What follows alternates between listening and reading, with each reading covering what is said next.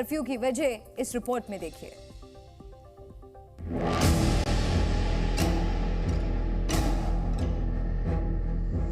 अफसोस की बात यह है कि उनके आने की वजह से 3 दिन इस्लामाबाद बंद रहे। चाइनीज डिप्टी प्राइम मिनिस्टर तशरीफ ला रहे हैं पाकिस्तान और वो आए, लेकिन उनका जो इस्तकबाल हुआ है, उनको जो वेलकम किया गया है, वो कुछ अच्छे तरीके से नहीं किया गया। कोई भी इतनी आला सतही चीनी लीडर पाकिस्तान नहीं आया।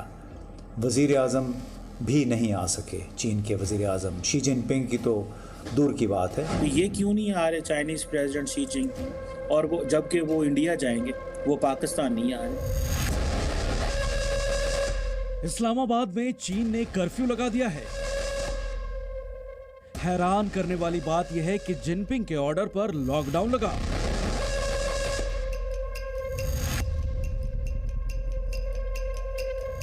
और इसे तोड़ने की हिम्मत खुद पाकिस्तान के वजीर आजम भी नहीं कर पाए।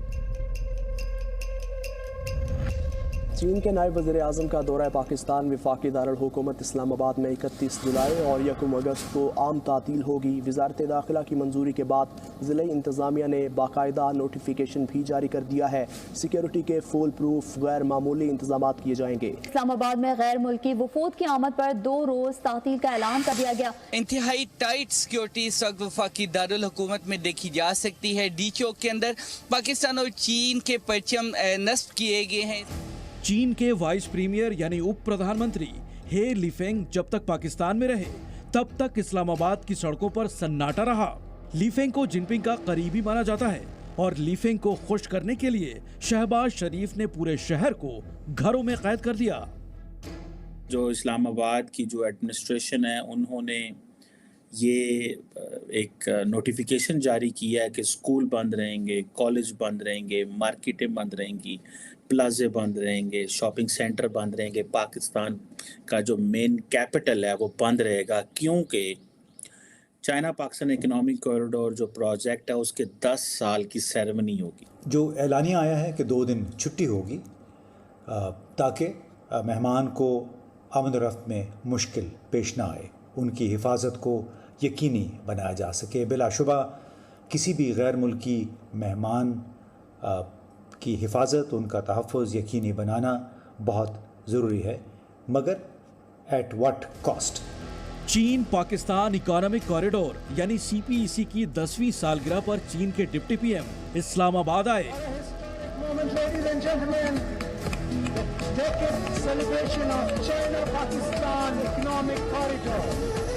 ये प्रोजेक्ट लगभग ठप हो चुका है। POK से गुजरने वाले इस प्रोजेक्ट पर भारत कड़ी आपत्ति जताता रहा। पाकिस्तान के PM शहबाज शरीफ ने कुछ घंटे पहले एक बड़ा बयान दिया है। शहबाज ने कहा कि वो भारत के साथ बातचीत करना चाहते हैं क्योंकि युद्ध कोई विकल्प नहीं है। पाकिस्तान के वजीर आजम ने कहा कि युद्ध लड़ने की वजह से पाकिस्तान और गरीब हुआ। पहले के मुकाबले उनके पास पैसे भी कम हैं। पाकिस्तान में गरीबी और बेरोजगारी भी बढ़ी है। साथ ही पाकिस्तानियों की भलाई के लिए फंड नहीं बच रहा है। पाकिस्तान के गरीबों का हवाला देकर शहबाज शरीफ ने ये भारत को बातचीत का ऑफर दिया है और ऐसा करने के लिए पाकिस्तान इसलिए मजबूर हुआ क्योंकि वो दिन ब दिन कंगाल होता जा रहा है। We are prepared to talk to them, provided that the neighbor is serious to talk serious matters on the table. Because war is no more an option. Pakistan, alhamdulillah, is a nuclear power, not as an aggressor, but for our defense purposes. And we had 3 wars fought in the last 75 years. And what happened? I'm being very honest with you. It generated more poverty, unemployment, and lack of resources to finance education, health, and well-being of the people. और आज बातचीत को offer देते हुए शहबाज एक बड़ी गलती कर बैठे। शहबाज ने कहा कि दोनों देशों के बीच 3 युद्ध हुए हैं। हालांकि 1947, 1965 और 1971 के बाद 1999 में कारगिल युद्ध हुआ था, यानी दोनों देशों के बीच 4 जंगें हो चुकी हैं। अब आपको वो वजह बताते हैं जिसने शहबाज शरीफ को बातचीत की रिक्वेस्ट करने के लिए मजबूर कर दिया। पाकिस्तान से खबरें आ रही हैं कि शहबाज शरीफ ने वहां की कई बड़ी कंपनियों को विदेशियों के हाथों बेच दिया है। यह भी हो सकता है कि साल खत्म होने से पहले पूरे पाकिस्तान की ही बोली लग जाए।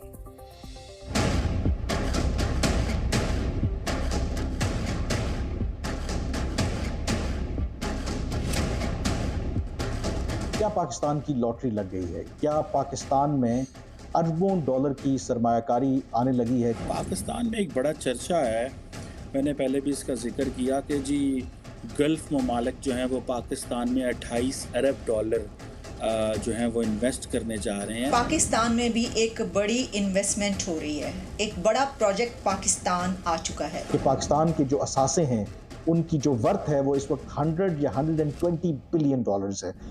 शहबाज शरीफ ने पूरे पाकिस्तान पर सेल का बोर्ड लगा दिया है।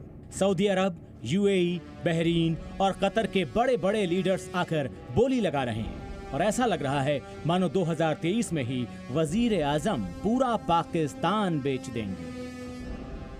जब पाकिस्तान खास करके सऊदी अरब और यूएई के पास जाता था तो यूएई ने खास करके पाकिस्तान से ये कहा कि आप हर कुछ अरसे के बाद 1 अरब डॉलर या 2 अरब डॉलर या 3 अरब डॉलर लेने आ जाते हैं, तो आप ऐसा क्यों नहीं करते?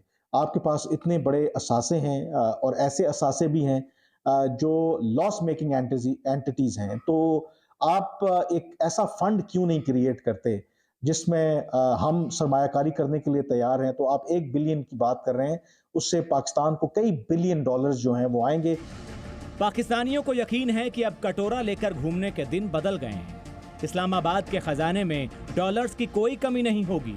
उसकी वजह है मिडिल ईस्ट से आई एक खबर। मिडिल ईस्ट आई नाम के अखबार ने एक खबर लिखी है जिसकी हेडलाइन में पाकिस्तान की कंगाली दूर करने का फॉर्मूला मौजूद है। ये हेडलाइन है, Pakistan for sale as the UAE and Qatar make their moves, यानी पाकिस्तान की बोली लगाने के लिए यूएई और कतर ने कदम उठाए हैं। ये अखबार खाड़ी देशों की खबरें कवर करता है और वहां से इस्लामाबाद की पोल खोलने वाली न्यूज आ गई।